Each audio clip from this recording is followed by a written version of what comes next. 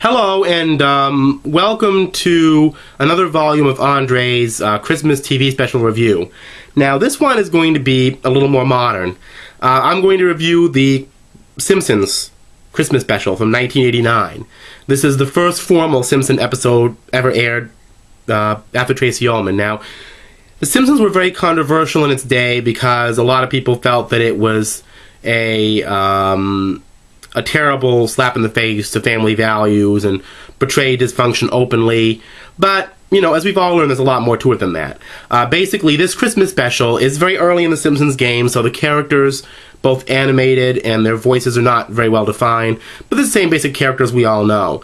In the beginning, basically, we see them sitting around doing various Christmas activities, and, Marge Simpson is actually bemoaning the loss of the family's first cat, Snowball 1, which is something that we would learn about a little more as the series went on, and it would become kind of a running storyline about Snowball, Snowball 2, and eventually 3, 4, I don't know how many Snowballs there were.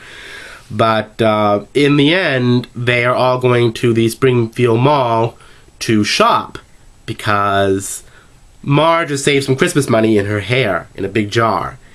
And when they go there, Bart Simpson, being his impulsive, mischievous self, goes into a tattoo place. Well, in some pipe dream, thinking that his mother's going to look at him with a tattoo, thinking, this is the best Christmas gift a mom could ever have, and it makes you look so dangerous. Something a mom would never say, but a kid might imagine her saying. So he gets the tattoo. And of course, his father and mother are beside themselves, so he has to go get laser surgery. That takes up most of their Christmas money. And there's a synergistic combination of things that happen. Homer Simpson learns that work efficiency at the plant that he works at, the nuclear plant, has been improved, but in order to do that, Mr. Burns has cut their Christmas bonus.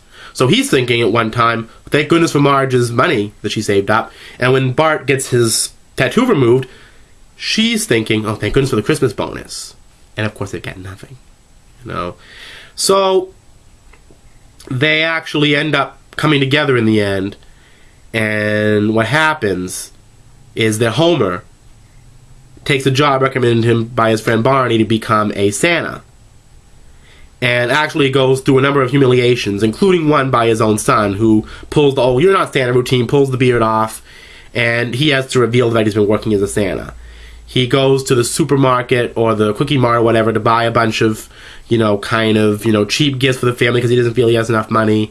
And of course he's being embarrassed by Ned Flanders, who wasn't as much of a Christian fanatic in those days as he was kind of a yuppie. He always seemed to have more money in those early days of The Simpsons, rather than be such a Bible person.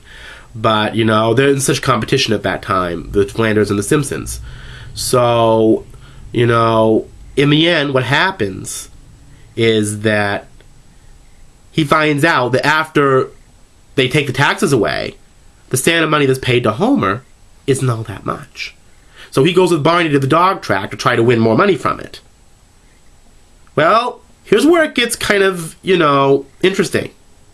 He loses on the dog, but they reject the dog, and Homer asks the guy at the track if he can take the dog home with him. And that becomes the Christmas gift for the family of the year. So it's kind of a bittersweet story. They gain a lot, they lose a lot, in a way. They get a family pet, kind of to replace the first Snowball. I guess they got a second one at that point, but they lost their Christmas money because of something Bart did. Now, it sets up the Simpsons formula, basically, but it's not so much a series about a dysfunctional family to me at that point. It's a fun about a realistic one. I mean, my family faced issues like that. We never had a dog, but, there was a recession going on in 1990 and 91 when that show was popular. And I remember that there were a lot of people I knew who went through things similar to The Simpsons, and it actually portrays it fairly accurately. I mean, it's a pretty realistic, cartoon, but it's a fairly realistic interpretation of what might happen. I mean, I'm sure a lot of people I knew, their fathers went off and became department store Santas, and, I don't know how many mothers, may have hidden jars of money away.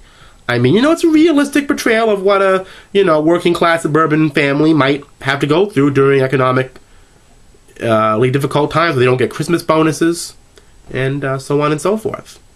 So, that's my review for the day. See you next time.